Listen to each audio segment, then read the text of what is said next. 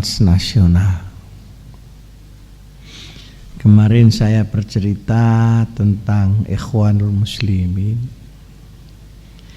baik yang pada sayap demokrasi maupun yang pada sayap gerakan massa atau makhfertun istilahnya. Ada juga sayap dari Ikhwanul Muslimin ini yang bersenjata, tapi yang ketiga ini tidak ada di Indonesia. Yang ada yang pertama dan yang kedua. Sekarang saya mau bicara tentang Al-Qaeda. Ma hiyal qaidah wa ma adraka mal qaidah. Al-Qaeda ini sebenarnya pusatnya ada di Pakistan, ada di Afghanistan, dan terdiri dari anak-anak muda. Kalau di Iran namanya Pasdaran. Nah, kalau di Afghanistan itu namanya Taliban.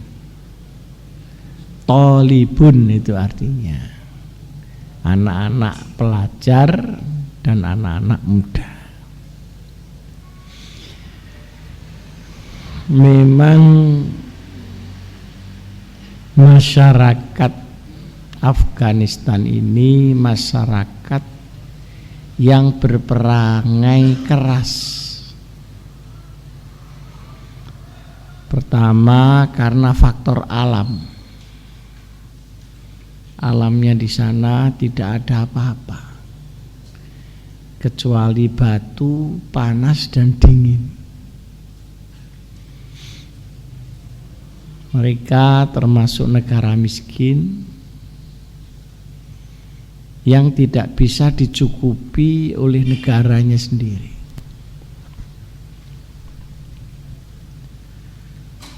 Yang kedua, yang membuat mereka keras adalah alirannya. Alirannya ini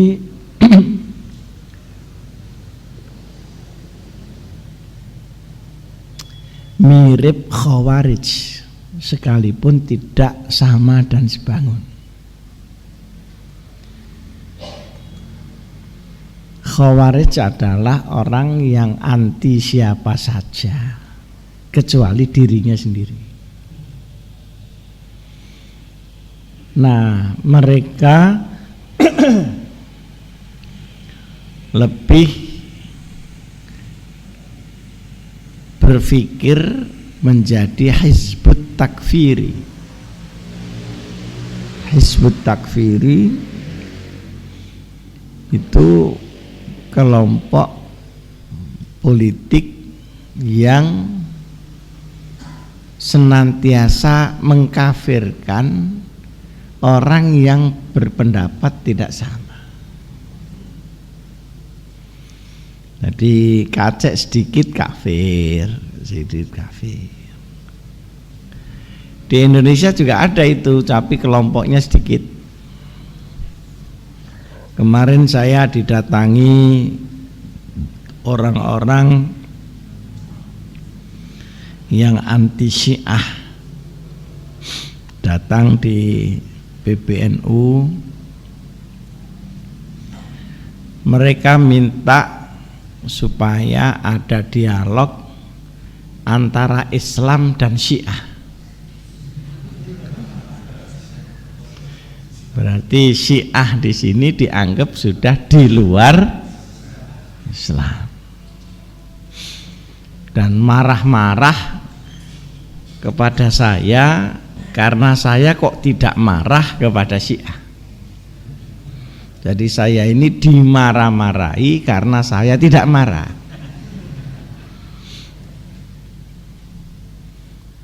Itu Hizbut Takfiri. Jadi yang selalu sedikit-sedikit kamu kafir, sedikit-sedikit kafir. Jadi tidak membedakan antara kufur dengan ikhtilaf. Kalau ikhtilaf itu perbedaan masih di dalam konteks agama. Dan itu tidak akan ada habis-habisnya ikhtilaf.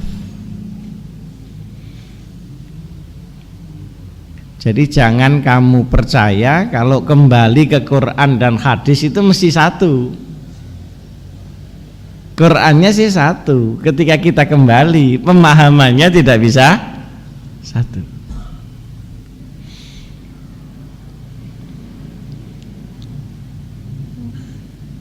Jadi ada faktor ideologi, aliran ya. Jadi apa? Khawarij itu aliran, bukan ideologi. Jadi Khawarij itu ya anti Syiah, ya anti ahli sunnah, ya anti murji'ah, ya anti apa saja. Dan kalau sudah anti ini dibunuh itu tidak apa-apa. Ya seperti Azhari itu Khawarij Azhari. Ngebom di Bali itu dapat pahala. Di ngebom di Batu itu. Ya untungnya Azhari di Indonesia tidak sekeras itu. Contohnya Ayu Azhari. Nah, itu juga ada bom tapi lain lagi itu. Mungkin Al-Hikam juga berani bom macam begitu.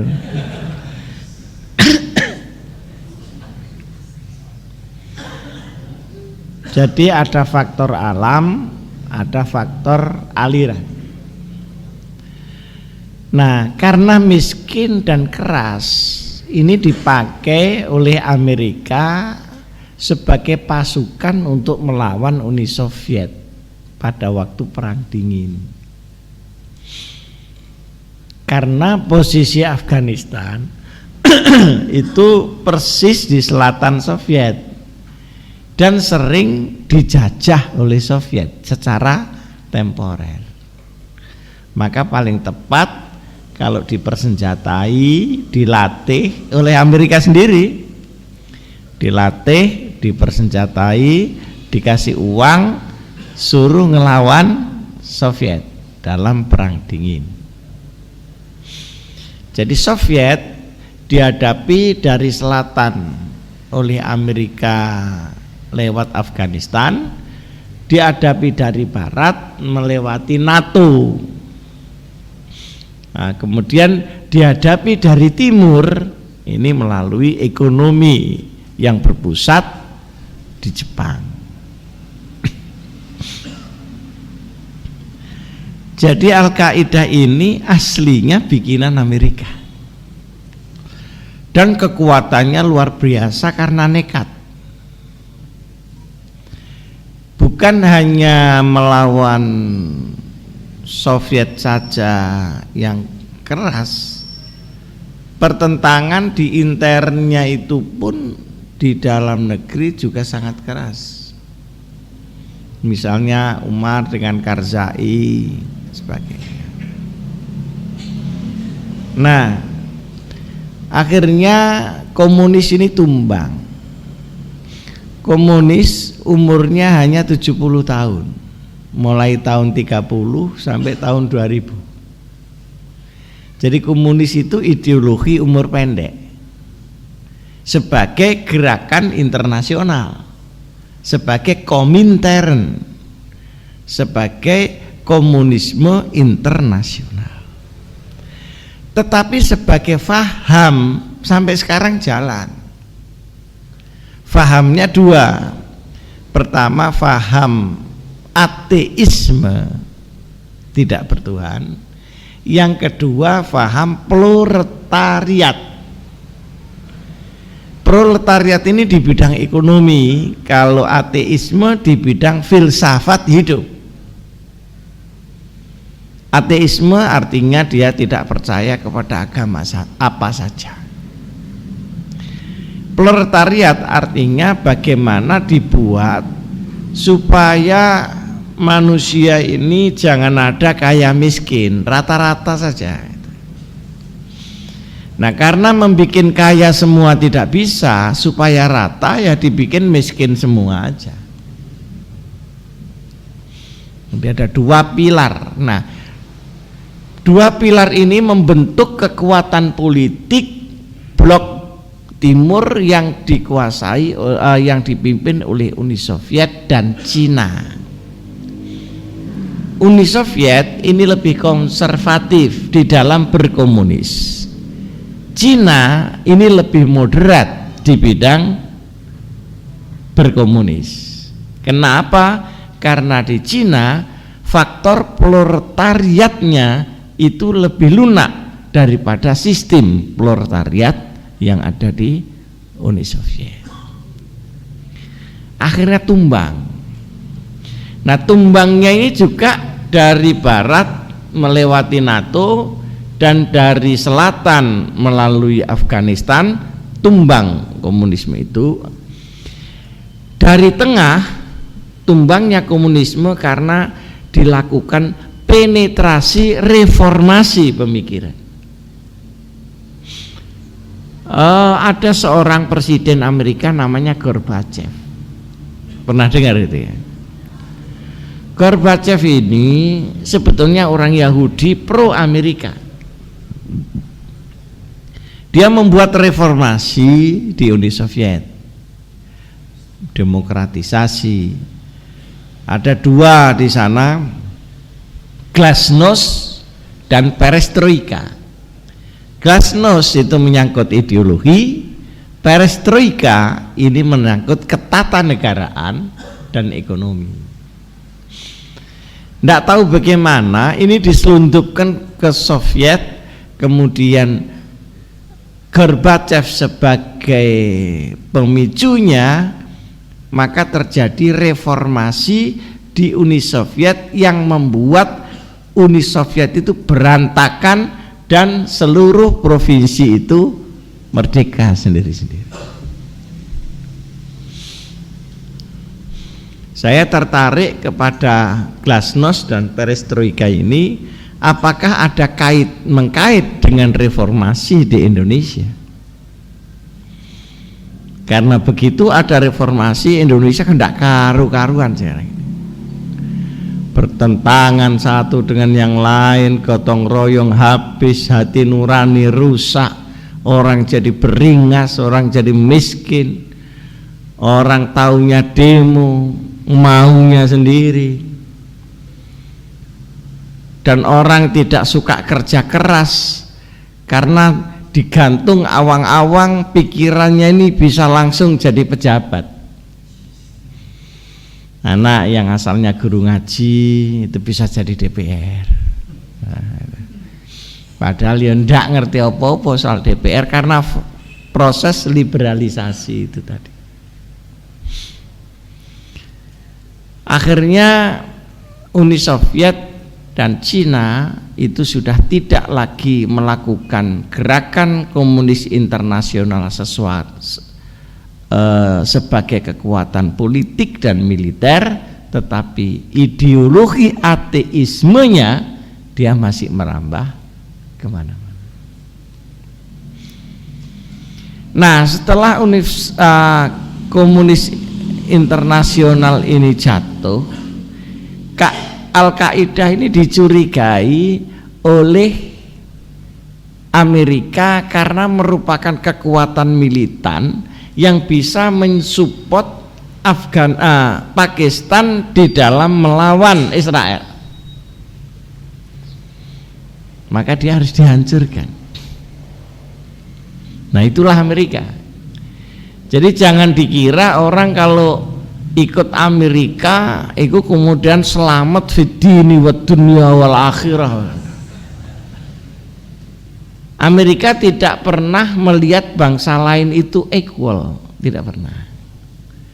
Dia selalu melihat bangsa asing itu inlander, pada posisi lebih rendah daripada posisi Amerika. Nah, sebenarnya mengincernya Amerika ke Taliban ini sudah lama, tetapi belum dapat momentum. Nah, Taliban kemudian bergerak menjadi Al-Qaeda. Ini menjadi semakin kuat karena Taliban itu berhasil membentuk negara Afghanistan yang dipimpin oleh Sayyid Umar. Nah, karena ini miskin, dia cari dana. Kemana mencari dana? Nah, ketemu seorang namanya Bin Laden. Bin Laden ini pengusaha terbesar di Saudi Arabia. Cuma Bin Laden itu bukan nama orang, dia nama keluarga, nama gitu. Apa? Umpamanya ya Kala, gitulah. Kala ya ada Yusuf Kala, ada Kalato, ada Farid Kala, pokoknya sing bangsa Kala. Itu Bin Laden itu begitu. Nah, adiknya dari presiden direktur Bin Laden itulah yang membelot ke Taliban. Kenapa? Karena dia marah kepada kerajaan Saudi. Mengapa kerajaan Saudi memperkenankan orang Amerika berada di Saudi Arabia? Sekalipun tempatnya di Dammam, di Jeddah, tidak masuk Makkah dan tidak masuk Madinah, tetapi itu sudah dianggap penodaan terhadap Hijaz, terhadap tanah suci orang Islam. Apalagi kan orang Amerika kan mesti ning dindi gak celonoan katoan lanang wedok. Padahal yo wong orang Amerika itu jarang yang cantik, busik-busik ngono lho modele kayak orang rebus gitu loh. Kalau oleh karenanya di sana ada raja kecantikan, dibuat apa ratu kecantikan karena sulitnya cari orang cantik di sana. Lain dengan di Spanyol, Beirut, kemudian Aljazair yang saya sebentar lagi ke sana ke Aljazair. Ini terus Venezuela, itu. Ini masya Allah, ini daerah orang cantik ini. Prancis, jadi Brazil juga, Brazil. Kalau Amerika enggak, orangnya busik-busik. Di Beirut itu kalau ada orang perempuan 10 yang cantik 11. Kenapa? Yang satu bayang-bayangnya itu loh cantik kalau kena sinar matahari. Jadi anak-anak kalau mau sekolah di Lebanon boleh, saya ada akses ke sana untuk 10 orang. Ya mudah-mudahan kamu bisa berangkat, enggak bisa pulang karena nah kemudian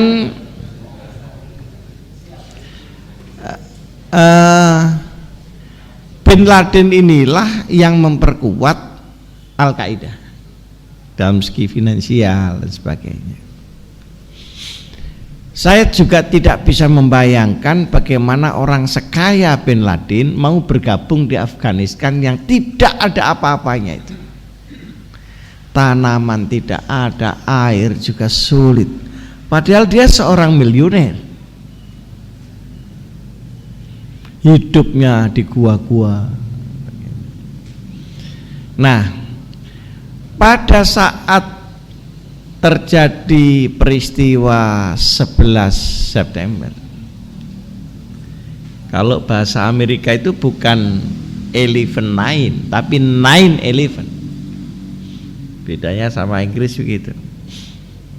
Kalau Inggris kan 11 September kan 11/9. Kalau Amerika 9/11. Jadi bulan 9 tanggal 11. Itu ada serangan ke WTC, tempat menara kembar. Itu kebanggaan trading dunia di bawah kekuasaan Yahudi. WTC itu semua akses ekonomi dunia itu dikendalikan dari situ, dari segi tradingnya, gitu ya. Tapi kalau dari segi investasinya dikendalikan dari Wall Street.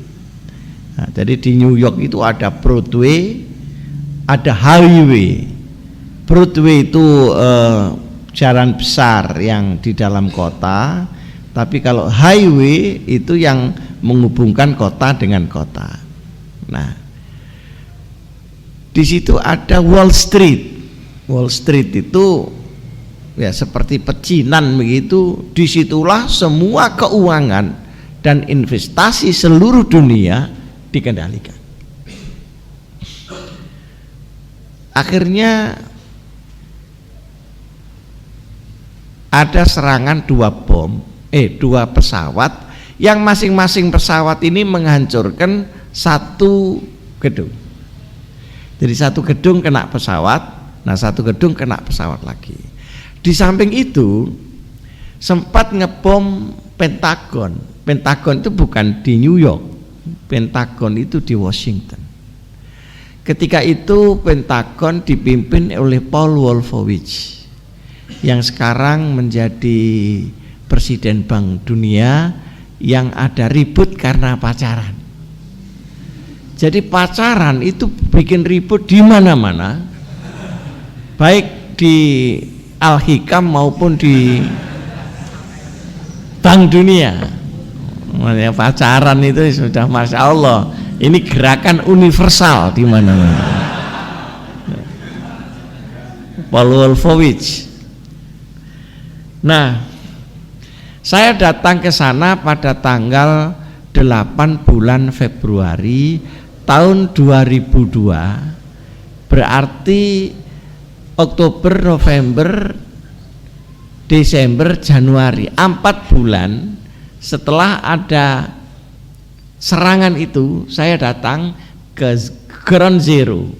Ground Zero itu tempat ledakan, itu bahasa Inggrisnya idemnya itu Ground Zero. Saya juga datang di Pentagon, saya juga datang di White House yang diserang tetapi nggak kena. Nggak tahu bagaimana yang dituduh ini langsung Al-Qaeda oleh Amerika. Nah, tuduhan ke Al-Qaeda itu tidak ada penjelasan, baik kepada dunia maupun kepada Perserikatan Bangsa-Bangsa. Nggak ada penjelasan ini diserang karena ini buktinya, itu nggak ada. Tahu-tahu dituduh Al-Qaeda ini, dan karenanya maka memproklamirkan perang bukan hanya kepada Al-Qaeda, tapi George Bush mengumumkan perang melawan terorisme dunia. Pada saat itu saya termasuk ketua organisasi Islam pertama yang datang ngelayat ke sana. Ya katanya itu ada 1-2 yang Islam, tapi saya juga baca Fatihah, enggak tahu nyampe apa tidak. Karena yang lain kan Yahudi tok di situ. Nah, anehnya ada beberapa keanehan di dalam serangan ini. Aneh yang pertama, pesawat ini tidak ditemukan black box-nya. Nah, padahal black box ini yang akan menentukan siapa sebenarnya yang berada di dalam pesawat itu. Siapa yang berada di dalam pesawat itu siapa? Lalu pesawat ini jenis apa? Mengapa nabrak dan sebagainya? Ini black box-nya tidak ada. Ini pertama. Padahal black box itu kalau diambil dari pesawat tidak mungkin, karena kalau black box diambil dari pesawat, dia mempengaruhi komputer yang membuat pesawat itu tidak bisa jalan. Yang kedua, sudah lama WTC itu memang mau dibongkar karena sudah lama sudah ingin dibuat gedung yang baru. Yang ketiga, seluruh orang Yahudi yang menjadi karyawan di situ tidak masuk sebanyak 3.500. Jadi selamat nih. Kok bisa dia tidak masuk secara berjamaah? Nah, kemudian ada lagi yang aneh di situ, bahwa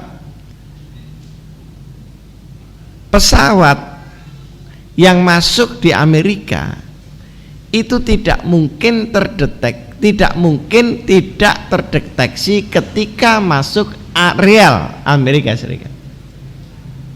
Itu tidak mungkin, karena radar itu dipasang seluruh pantai Amerika Serikat itu.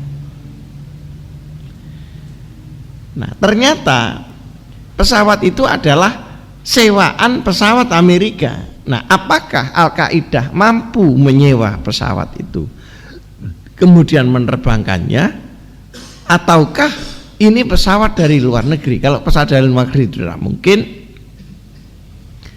Kalau di dalam negeri ini banyak yang spekulasi, apa iya dia bikinan Al-Qaeda. Tapi iya apa tidak, buat Amerika tidak penting. Yang penting serang aja Al-Qaeda. Maka ketika itu saya termasuk orang yang mendukung gerakan anti terorisme itu, karena terorisme kalau memang dilakukan oleh orang Islam akan merusak citra Islam dan membuat orang lain bisa memainkan citra itu untuk semakin merusak nama Islam. Demikianlah akhirnya Afghanistan diserang dengan mandat penuh PBB. Serang. Dan setelah serang ditinggalkan oleh Amerika. Kenapa? Karena tidak ada apa-apanya. Lain dengan Irak, dia tidak mau pergi karena belum dapat minyak. Nek bondo dhewe durung balik. Jadi sik ngotot di situ saja, itu jasbus. Nah, Al-Qaeda ini sekarang bergerak di seluruh dunia untuk melawan Amerika.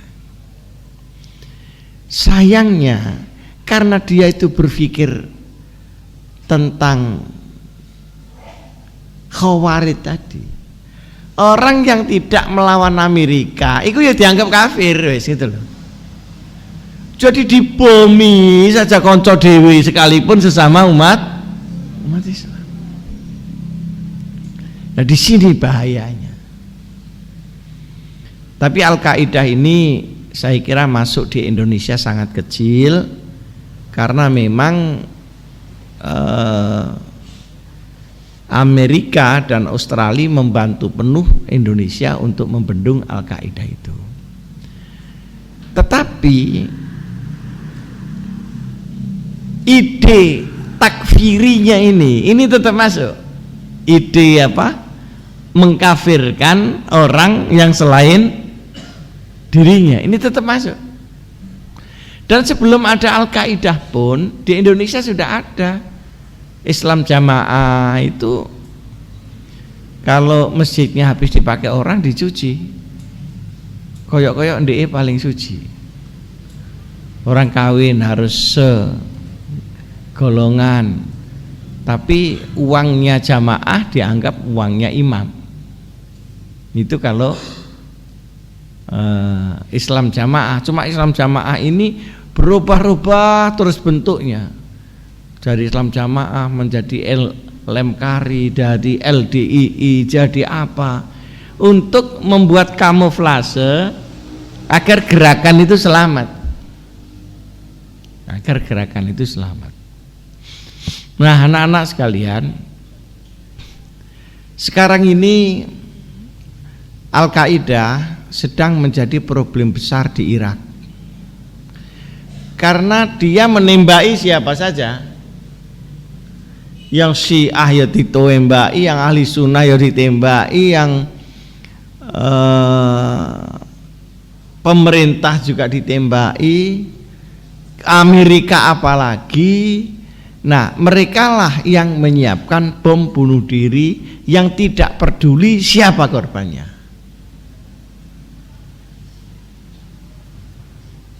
Jadi memang berbahaya Al-Qaeda.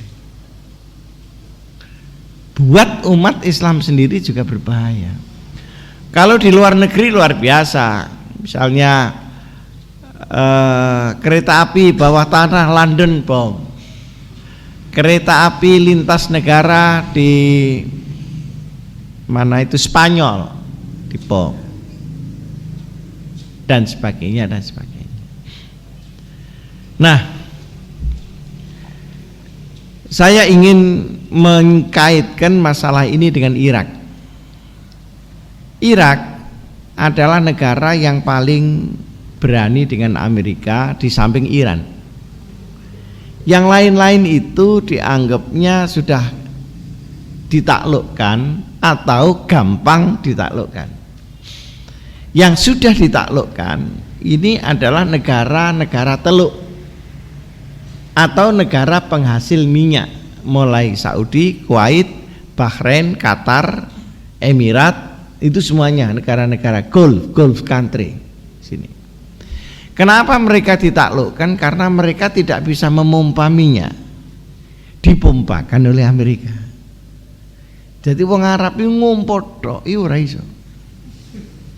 Dipompakan oleh Amerika. Nah, karena dipompakan pasti ada joint venture namanya Aramco itu, Arabic American Company. Nah, karena ini joint, maka seluruh transaksi ini harus ke bank Amerika.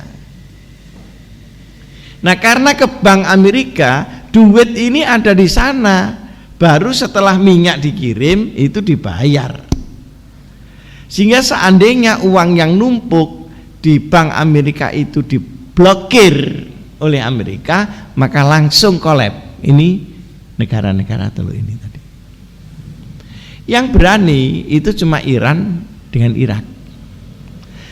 Anehnya Iran dan Irak ini saling bermusuhan. Lah ini lo repotnya wong Arab di situ.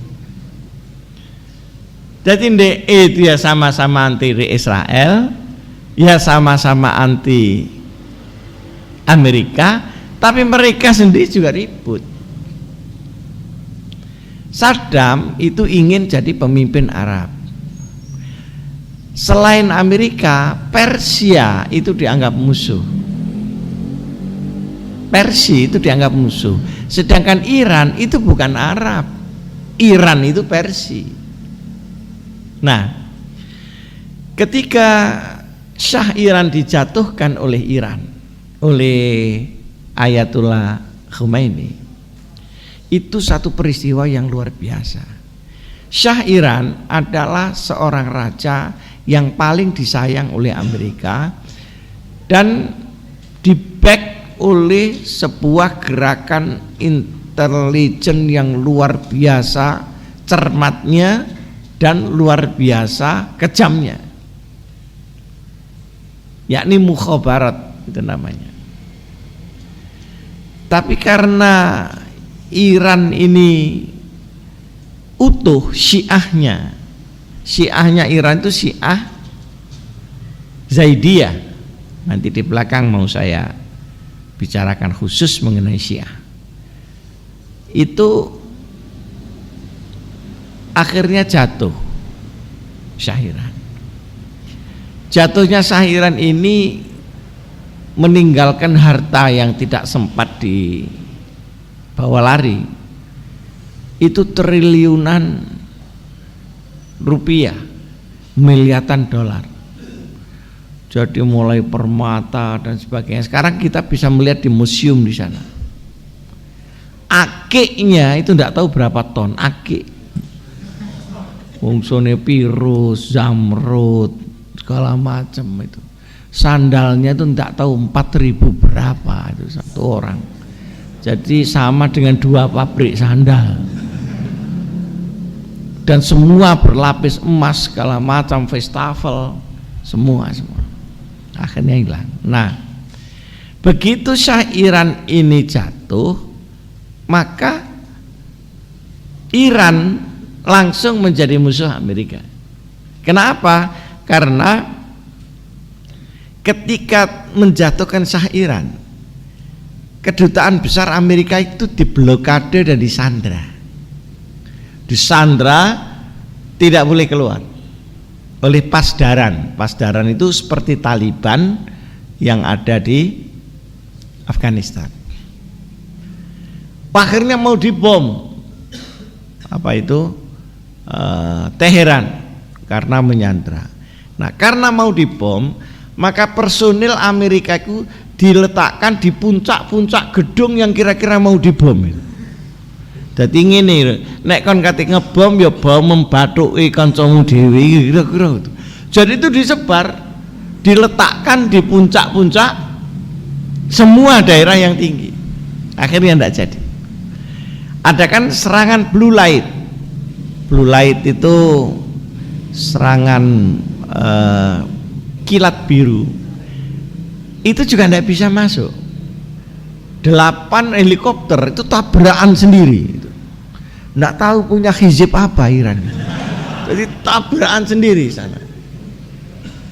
Nah, akhirnya Saddam yang sangat memusuhi Persia itu dimodali oleh Amerika pada zaman Ronald Reagan melewati tangan orang namanya Donald Rumsfeld yang menjadi Menteri Pertahanan yang baru berhenti itu di Amerika. Itu dikirim uang, dikirim senjata, termasuk dikirim senjata kimia, termasuk dikirim senjata biologi, termasuk dikirim mass destruction weapon. Itu yang ngirim Amerika sendiri untuk memerangi Iran, dan terjadilah perang dengan Iran selama 8 tahun. Tidak ada kalah dan tidak ada menang. Maka kecurigaan Amerika bahwa Irak masih menyimpan senjata pemusnah itu karena dia sendiri yang ngirim, barangkali ada sisa-sisa asobah yang setelah dia melawan Iran, ini nakalnya Saddam, dia langsung mau melawan Israel. Nah, ketika mau melawan Israel inilah berubah, maka Irak menjadi musuh Amerika. Satu ketika ada operasi intelijen. Ini dilanjutkan sebentar bisa ya? Ya bisa ya. Operasi intelijen itu bagaimana Saddam yang ambisius itu didorong untuk menguasai Kuwait, dan yang mendorong itu Amerika. Wis ini Kuwait ini nakal, kata Amerika. Minyak kamu itu diambil dari Kuwait. Dari Kuwait itu di sini nggawe pipa, itu ngerong ke tempatnya Irak. Itu dikasih foto sama Amerika, dikasihkan Saddam, marah Saddam. Nah, begitu marah langsung Kuwait ini diserang, mau dijadikan provinsi yang ke berapa gitu, ke-7 atau apa. Nah, begitu menyerang berarti sudah kejebak. Lalu Amerika mengumumkan perang melawan Iran. Jadi ada proses penjerumusan di sini. Nah, masalahnya adalah kenapa tokoh Islam bisa diserumuskan, itu masalahnya. Oleh karenanya Quran mengatakan alaikum anfusakum la yadurrukum man dhalla idza tataitu. Kamu itu rapikan barisan Islam. Asal kamu dapat hidayah, maka rekayasa orang lain tidak akan masuk. Tapi kalau kamu bertentangan satu dengan yang lain, maka gampang akan dibuat patahkan oleh musuh syariat Nabi besar Muhammad sallallahu alaihi wasallam. Akhirnya diserang. Kamu tahu, serangan ini pangkalannya dari Saudi Arabia. Dan yang membayar ongkos perang itu Saudi dan Kuwait. Selama 2 bulan, 1 hari itu habis $1 miliar. Itu yang bayar 2 negara ini. Karena Raja Abdullah dari Kuwait larinya terbirit-birit, jenenge raja, ono perang paling lecek itu ya Kuwait itu. Wanine karo duit tok. Kalau sama perang dia melarikan diri, akhirnya yang membayar pada perang Teluk pertama itu Kuwait dan Saudi. Jadi dia itu sudah menang dengan Saddam, sudah badi dodol senjata, sudah badi lagi mengobrak-abrik Timur Tengah itu. Nah, tidak jatuh. Setelah tidak jatuh, Saddam diembargo selama 12 tahun, dimelaratkan. Sehingga saya waktu 1 tahun sebelum serangan yang kedua ke Irak, itu saya ke sana ketemu dengan wakil presiden namanya Toha Yasin Ramadan yang juga dihukum gantung ya. Nah, harga Aqua di sana itu 10 kali harga bensin. Jadi kalau bensin 50.000, Aqua itu di sana 500.000. Karena inflasinya Irak, kalau mau makan ke restoran, iku duwike kudu nggawa sak tas kresek. Saking banyaknya uang dan mahalnya makanan itu tadi. Toh tidak jatuh, maka untuk supaya menjatuhkan Saddam ada tuduhan menyimpan senjata pemusnah. Itu cuma rekayasa aja. Setelah itu tidak ada, toh juga tetap diserang. Nah, ketika menyerang yang kedua, ini Amerika tidak mendapatkan mandat dari PBB. Jadi tidak sah sebenarnya serangan itu. Lain dengan waktu menyerang di. Nah, sekarang karena Saddam itu diopinikan sebagai Sunni, padahal dia menyerang Iran tadi bukan atas nama Sunni, tapi atas nama ambisi melawan Persia, di samping memang didukung oleh Amerika. Sekarang oleh Amerika dikesankan bahwa Saddam itu Sunni melawan Syiah.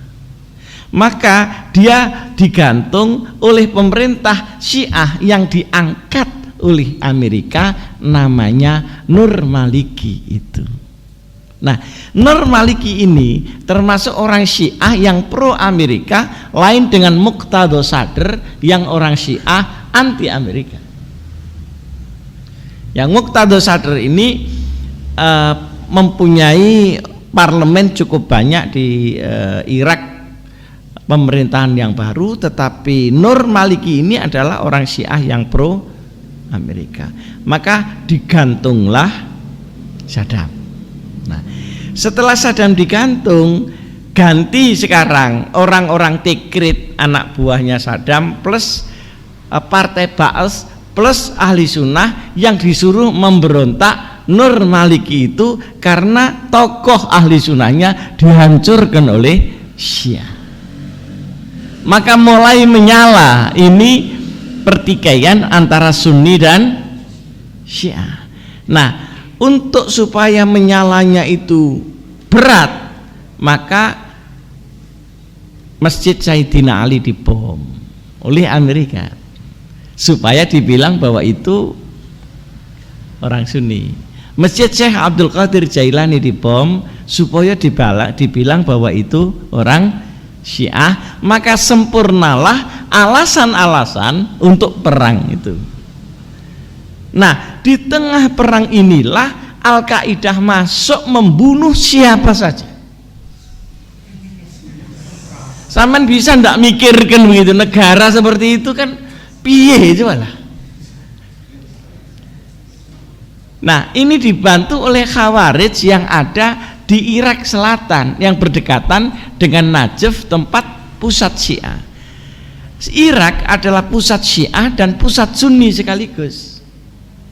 Makam Sayyidina Ali ada di sana, makam Sayyidina Hasan Husain di sana, sementara Imam Ghazali CS itu juga ada di Irak. Imam Hanafi, kemudian Al-Mansur dan sebagainya, Khalifah Harun Ar-Rasyid, termasuk Abu Nawas yang ilah-ilahnya sampai di sini. Tapi anak-anak kena apa kalau ngelagokno suarane kok mesti gak enak itu kena apa? Mbok diatur, nanti siapa itu? Ospam suruh ngatur ngelatih ilah-ilah sing enak. Kadang-kadang suarane koyo wedhus kecepit ngono lho. Wah. Jadi ya ilah-ilah itu yang baik lah. Coba ada ndak itu ospam yang bagian kesenian? Iya, coba dibikin dirijen kalau perlu. Ilah gini. Ilah-ilas mulai. Suarane juga karu-karuan.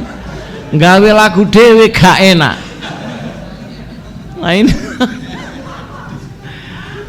ketok menek desa ngono lho. Ya mungkin sampean kesini kan ke kota, mesti asalnya mesti desa.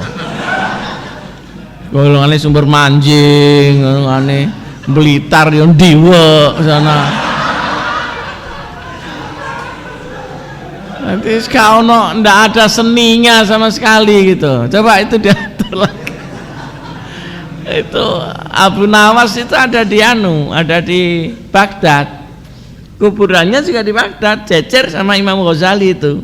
Ndak terlalu jauh, paling 100 meter aja. Dan kuburnya Imam Ghazali, Imam Hanafi di sana, Harun Rasyid. Nah, sampai meninggal itu Abu Nawas itu masih banyol sampai meninggal. Jadi kuburannya itu tidak dikasih maisan, tapi dikasih kusen. Oh nopo. Jadi ini kuburan dikasih kusen. Ono kusen, ini ono gemboke, tapi gak ono lawangi. Saya tanya pada juru kunci, ini apa maksudnya? Kok ono kusen? Gemboke gede gemboke, tapi gak ono lawangi. Katanya ini satu isyarat dari Abu Nawas bahwa percumalah semua itu digembok, toh diketahui oleh Allah Subhanahu wa taala. Iku mbuh tenan mbuh gayane juru kunci.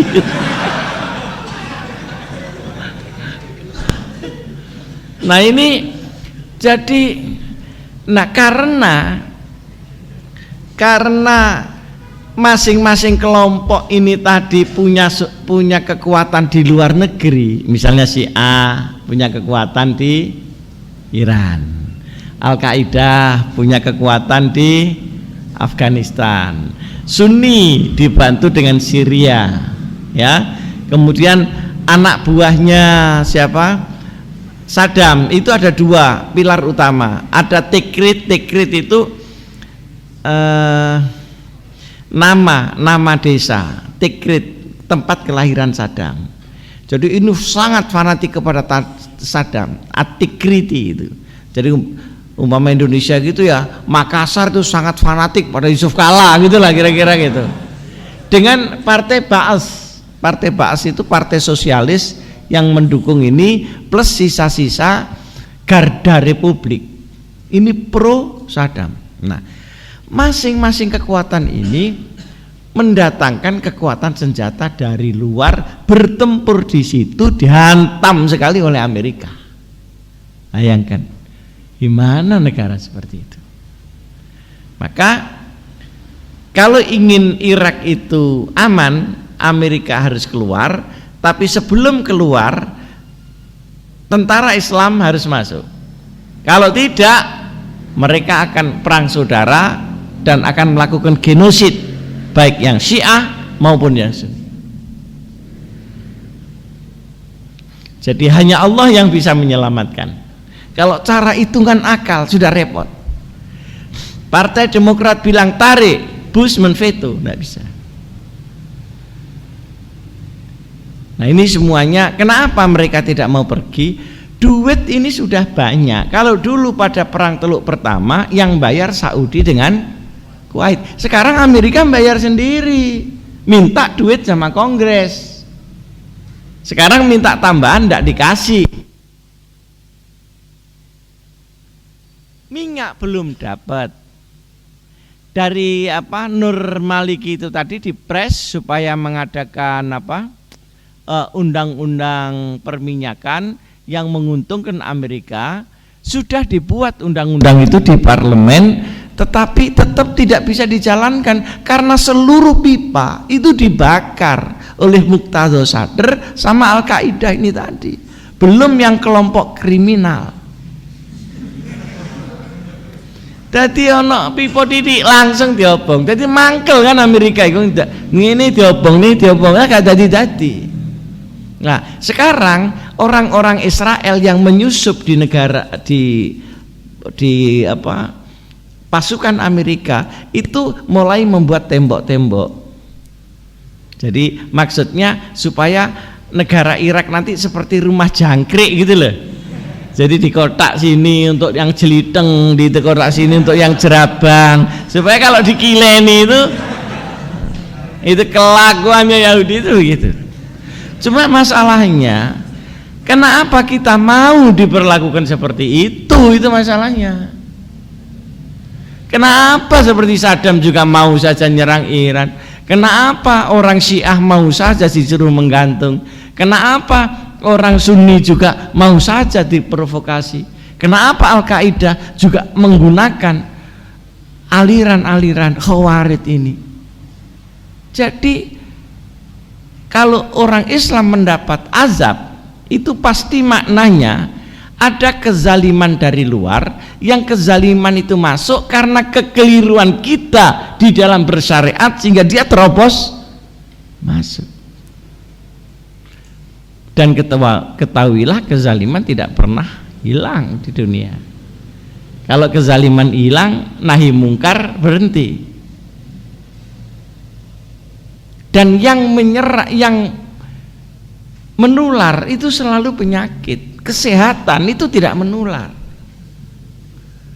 Jadi kalau demam berdarah itu menular, tapi kalau kesehatan itu tidak menular. Kalau kesehatan menular enak, ndak usah rumah sakit. Dadi ana wong lara dicedhik wong waras nih. Seandainya kesehatan itu menular, tapi Allah menentukan bahwa yang menular itu adalah penyakit. Jadi yang menular itu kezaliman, bukan al-haq. Kalau al-haq harus ditegakkan dengan segala jerih payah. Maka orang yang berbuat dosa itu dosanya 1, orang yang berbuat baik pahalanya 10. Karena tingkat kesulitannya memang beda. Allahumma sholli ala sayyidina Muhammad wa sallim ala sahabat Rasulillah ajma'in. Alhamdulillahirabbil alamin. Rabbana hab lana min azwajina wa dhurriyyatina qurrata a'yun waj'alna lil muttaqina imama. Rabbana sallimna min afati dunya wa azabil akhirah wa fitnatihima wa baliyatihima innaka ala kulli syai'in qadir. Ya aziz ya ghaffar ya rabbal alamin. Rabbana wa atina ma wa'adtana ala rusulik wa la tukhzina yaumal qiyamah innaka la tukhliful mi'ad. Rabbana atina fid dunya hasanah wal akhirati hasanah wa qina azabannar. Subhana rabbika rabbil izzati amma yasifun wa salamun alal mursalin walhamdulillahi rabbil alamin. Assalamualaikum warahmatullahi wabarakatuh.